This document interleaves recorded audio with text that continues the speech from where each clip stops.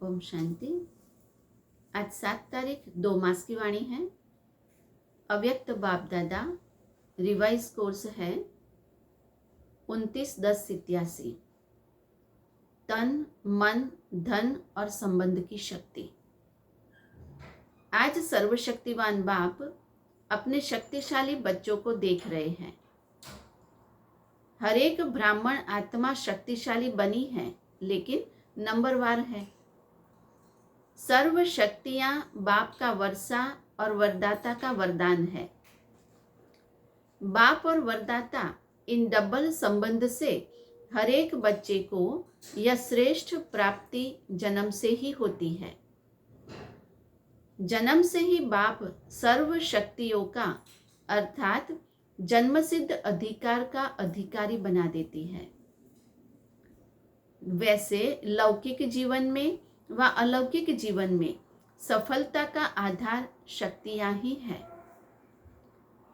तो तन की, मन की, धन की और संबंध की शक्ति, ये चारों ही आवश्यक है।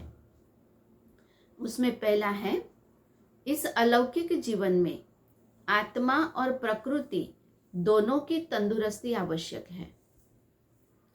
जब आत्मा स्वस्थ है तो तन का हिसाब किताब व तन का रोग सूली से कांटा बनने के कारण स्वस्थिति के कारण स्वस्थ अनुभव करता है।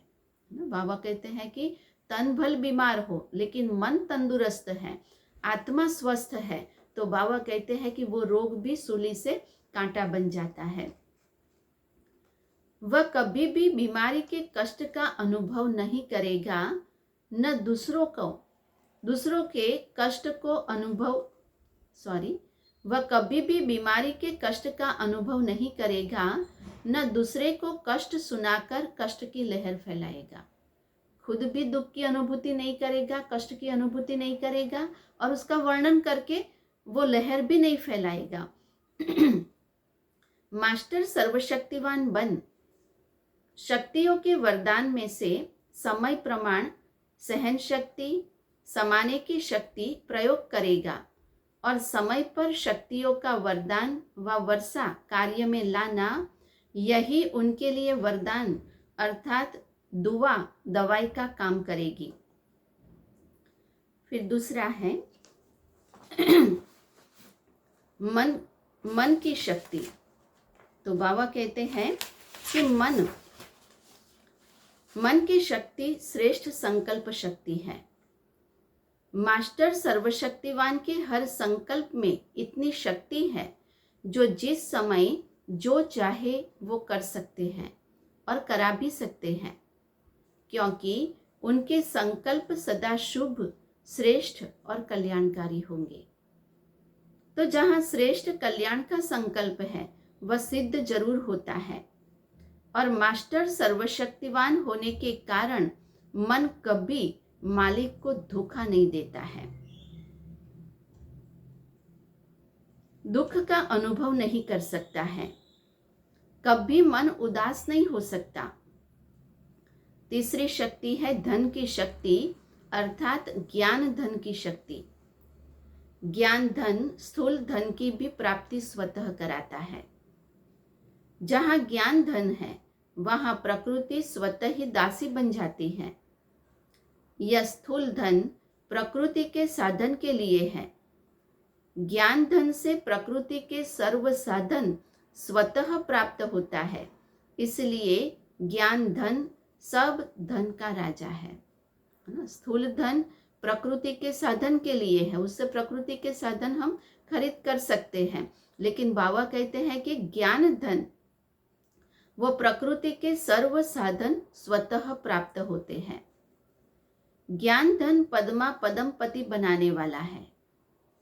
धन की इतनी शक्ति है जो अनेक जन्म यह ज्ञान धन राजाओं का भी राजा बना देता है। स्थूल धन एक जन्म के लिए होता है और ज्ञान धन जन्मों जन्म के लिए होता है। तो बाबा कहते ज्ञान धन में इतनी शक्ति है जो जन्मों जन्म के लिए राजाओं का राजा बना देता है।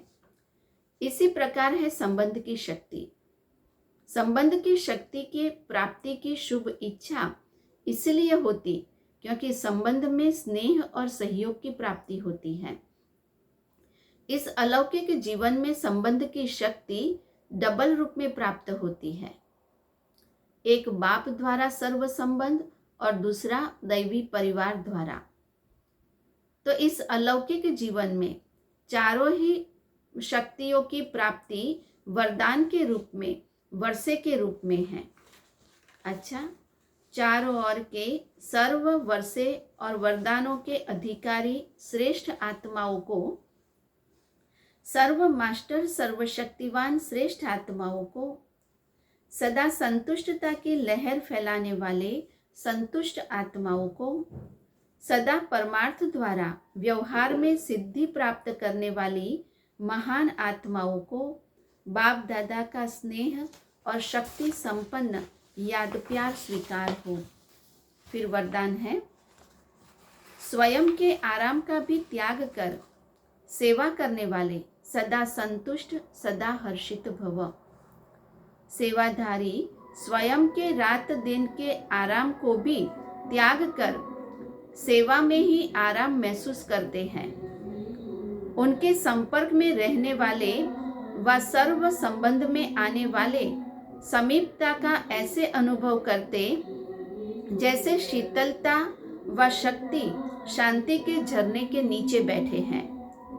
श्रेष्ठ चरित्रवान सेवाधारी कामधेनु बन सदा काल के लिए सर्व की मनोकामनाएं पूर्ण कर देते हैं। ऐसे सेवाधारी को सदा हर्षित और सदा संतुष्ट रहने का वरदान स्वतः प्राप्त हो जाता है। स्लोगन है, ज्ञान स्वरूप बनना है तो हर समय स्टडी पर अटेंशन रखो, बाप और पढ़ाई से समान प्यार हो। अच्छा, ओम शांति।